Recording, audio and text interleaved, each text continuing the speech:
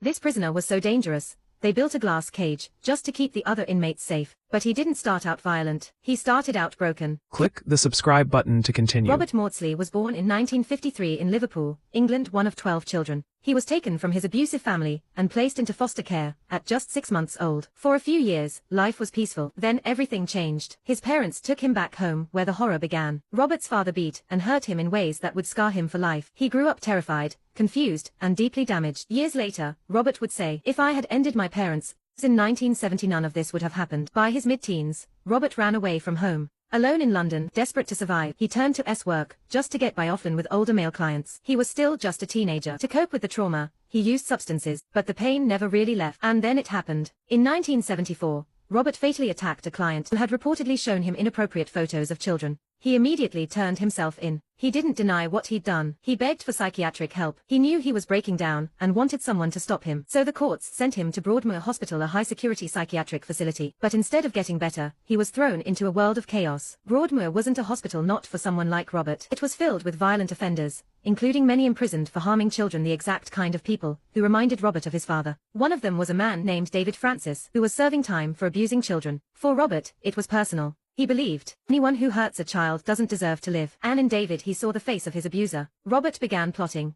He joined forces with another inmate, David Cheeseman. Together, they started stealing metal spoons from the cafeteria and smuggling them back to their cells. They weren't collecting them for meals. They were sharpening them into weapons. Then one day, they lured David Francis into a locked room. What happened next horrified even the most hardened staff. For 9 hours, Robert and Cheeseman tortured Francis behind closed doors. No one intervened. When guards finally broke in, David Francis was gone. Some claimed Robert had removed part of his skull, and even worse, that he may have eaten part of the brain. That rumor earned him the nickname, the Brain Eater. Authorities scrambled. Robert was moved to Wakefield Prison, one of the UK's most notorious facilities, known as Monster Mansion. Even there, Robert wasn't like the others. Begged the authorities and guards, "Keep me away from men who harm children, because if you don't I will do something again." They ignored him, and he did. Again. Twice. One day. But what he did, who the victims were, and how he pulled it off under maximum security. That's where it gets even darker. Subscribe. Part 2 to find out what happens next.